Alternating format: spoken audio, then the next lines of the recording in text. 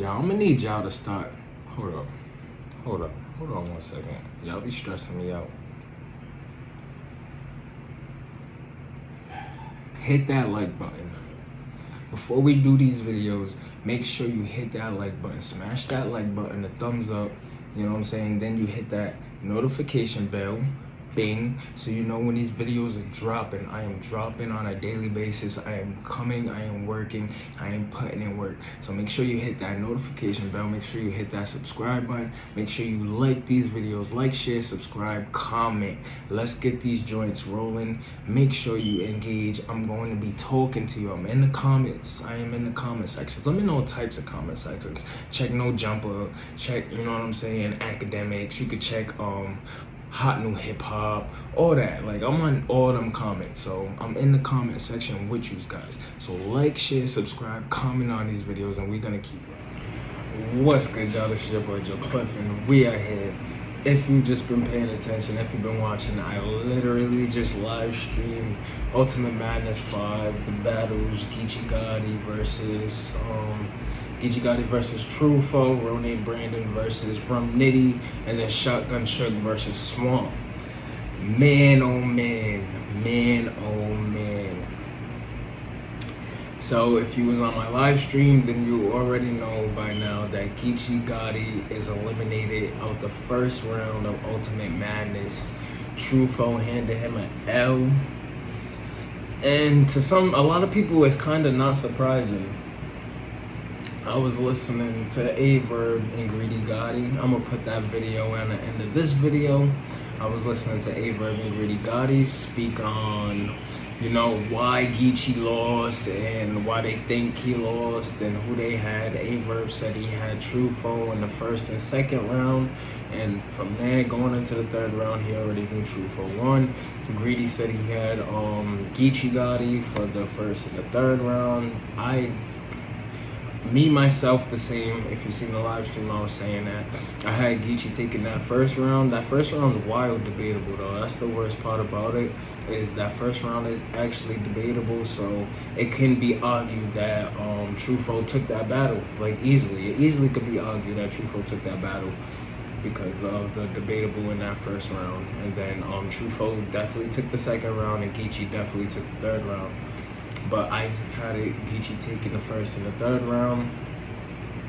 And if you know Averb, if you know, he's on this like little power trip, this power tangent of how, like, you know, good and evil, bad happens to bad and all that other stuff, you know what I'm saying? How the universe works, you know how Averb is.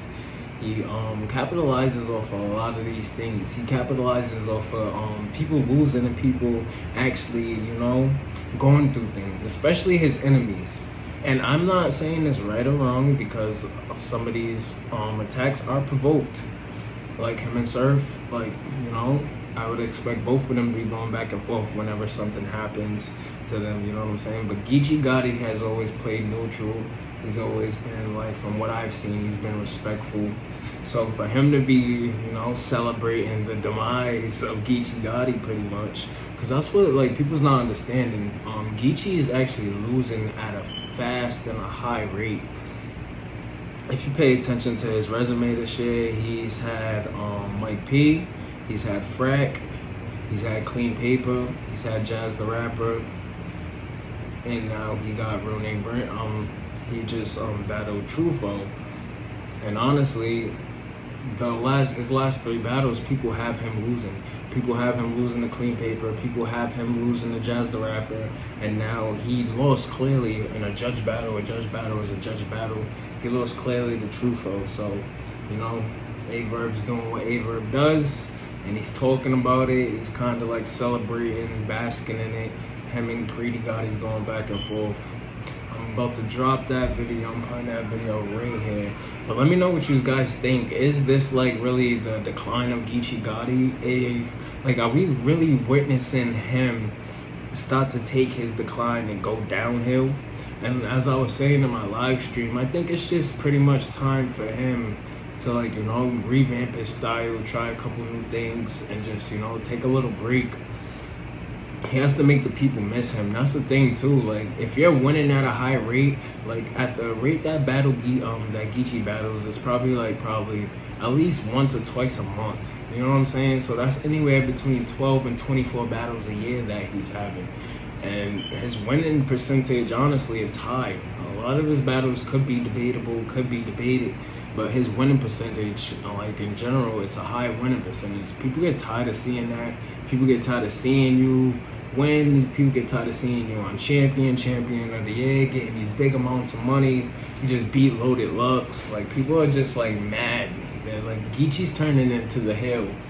And he just got to deal with it. He got to figure out if he's gonna adjust to it and play into it like Verb does. You know what I'm saying? Verb, he's the heel. He don't care what people say.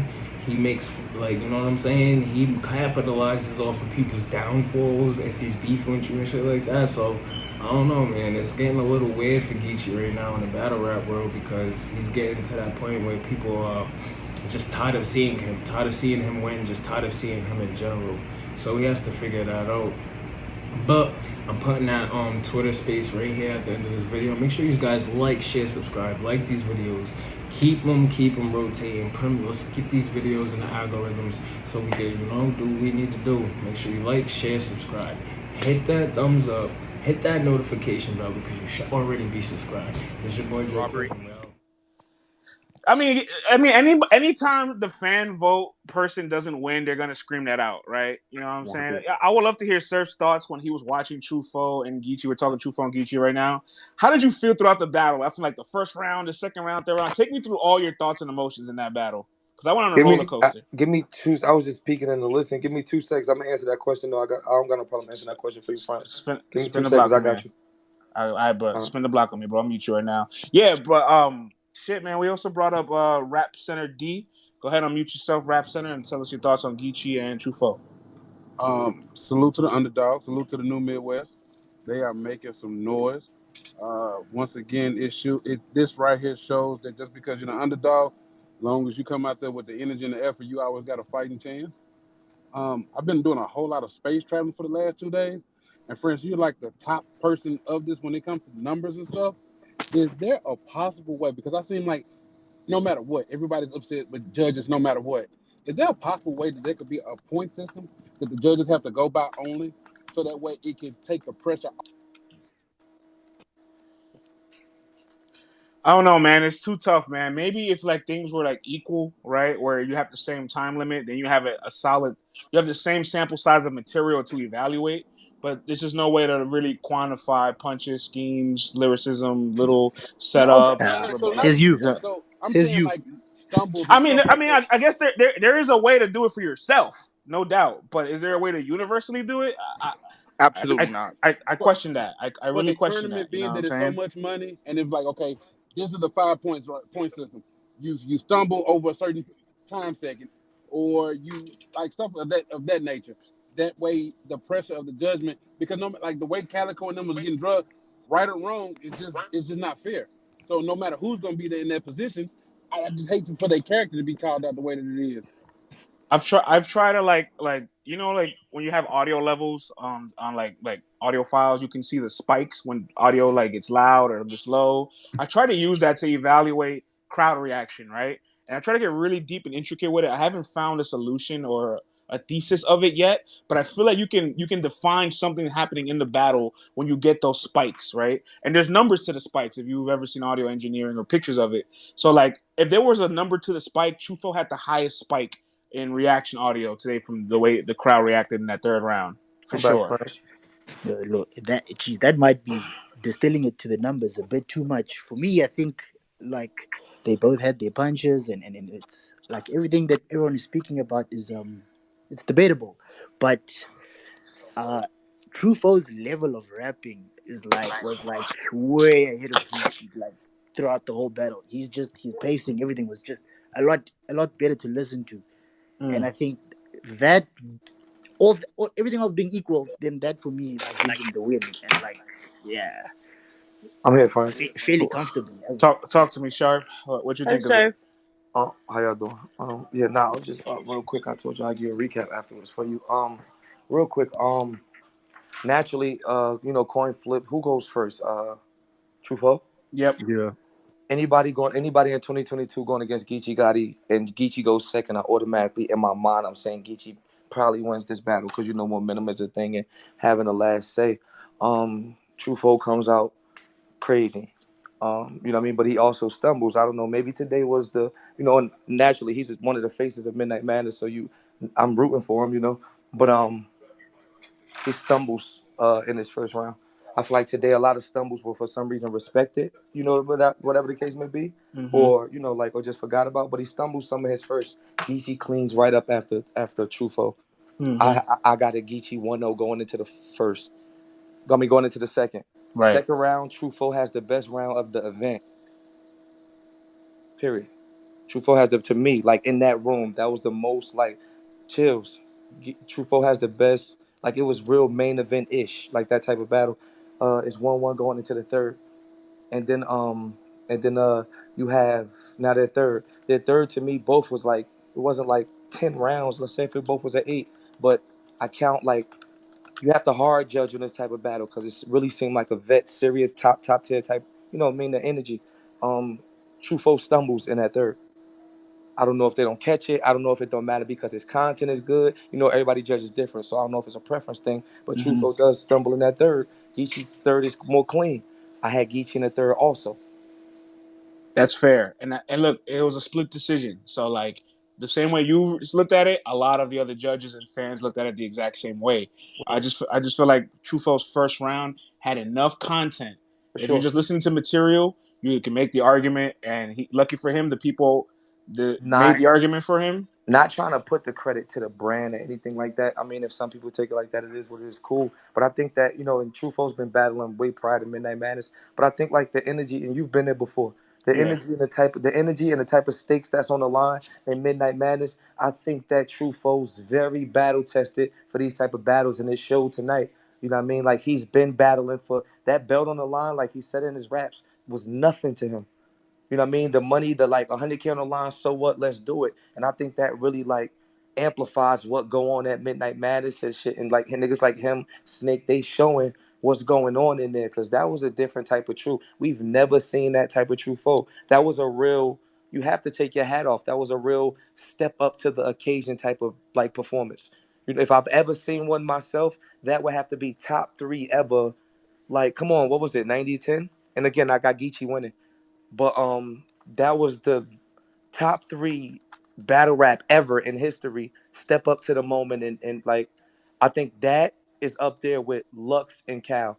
I mean not Lux and Cal with Lux and Math. I mean Cal and Math, excuse me. Calamath, I Cal got and you. Math. Like at the time Math was Math was Math. that guy. Yeah, he was that Right. guy. Yeah. And Cal was one of us going up.